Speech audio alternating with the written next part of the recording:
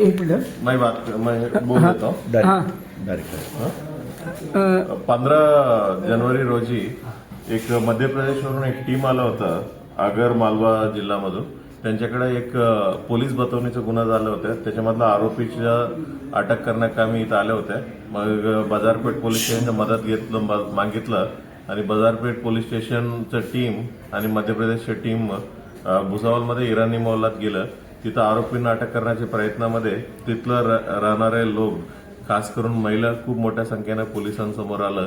पोलिसांवरती हल्ला करण्याचे प्रयत्न देखील करण्यात आले होते आणि नंतर शेवटी त्या आरोपींना, जे आरोपीचं नाव आहे करार अली हुजूर अली, ह्याला आम्ही अटक करण्यात आलेलं आहे. आणि जे कोणी पोलिसां पार्टीवरती कामामध्ये अडथळा निर्माण केलेला आहे त्याच्यावरती गुन्हा दाखल केला. गुन्ह्यामध्ये 9 महिला आणि 4 पुरुषांच्या विरोधात गुन्हा दाखल केला. मग नंतर दुसऱ्या दिवशी त्याचा पंचनामा आणि इतर कारवाई करत असताना आम्हाला एक बॅग सापडला आणि त्याच्यामध्ये खूप सोन्याचं लगड सापडलेलं आहे. मग त्याच्या अनुषंगाने विचारपूस केलं आणि विचारपूसमध्ये ही निष्पन्न झालं की जिल्ह्यामध्ये आणि महाराष्ट्रामध्ये इतर ठिकाणी चेन स्नॅचिंगचं भरपूर गुन्हे ह्या गँगने केलेले आहे असं निष्पन्न झालं. ही गँगचं मेन सूत्रधार आहे मरियम बी जाफर अली आणि दुसरा सूत्रधार आहे नझिया शेख. असं 2 मेन सूत्रधार आहे आणि ह्या गँग चालवतात आणि सर्व ठिकाणी यंग मुलांना पाठवत आहेत.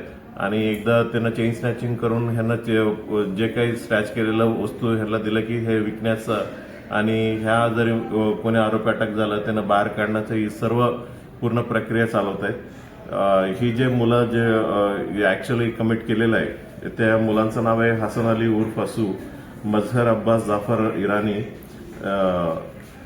हुस्नूर अली जाफर अली इराणी, अब्बास इबादत शेख इराणी, सादिक अली उर्फ आतंक, इबादत अली इराणी ऐसा आरोपी आहे. सर्व मिळून आता 16 चेन स्नॅचिंगच्या गुन्हा जिल्ह्यामध्ये उघडकीस आणलेला आहे आणि रिकव्हर केलेलं प्रॉपर्टीचं वजन आहे 287 ग्राम आहे आणि आजच्या किमतीमध्ये 40,25,000 रुपयाचं किमतीचं आहे.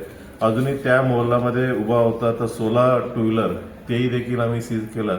त्याच्यामधलं एक चोपडा पोलीस स्टेशनमध्ये चोरीचा गुन्हा उघडकीस आलेला आहे. उरलेल्या 15चे देखील आम्ही तपास चालू आहे आणि अजूनही एक देशी कट्टा देखील त्यांच्याकडनं आम्ही रिकव्हरी करण्यात आलेला आहे. आणि सर्व ज्या ठिकाणी म्हणजे पोलीस स्टेशनला गुन्हा दाखल आहे त्यांना वर्क करून त्याचा पुढील तपास करणार आहे. अजूनही काही गुन्हा उघडकीस होण्याची शक्यता आहे. सर, भुसावळ रेल्वे जंक्शन असल्यामुळे हे लोक बाहेर पण काही केलं डिस्ट्रिक्टच्या बाहेर? निश्चित म्हणजे त्यांनी टू व्हीलरमध्ये बाहेर जाणं आणि तिकडनं चेन स्नॅचिंग, पोलीस बतवणी असे गुन्हा केलेले असण्याची शक्यता आहे. सर, याच्यात अजून काही आरोपी फरार आहेत का? आहेत, म्हणजे आता अटक तर 2 महिला आणि 1 पुरुष आहे. अजूनही 4-5 आरोपी फरार आहेत. त्यांना लवकरात लवकर आम्ही अटक करणार आहे.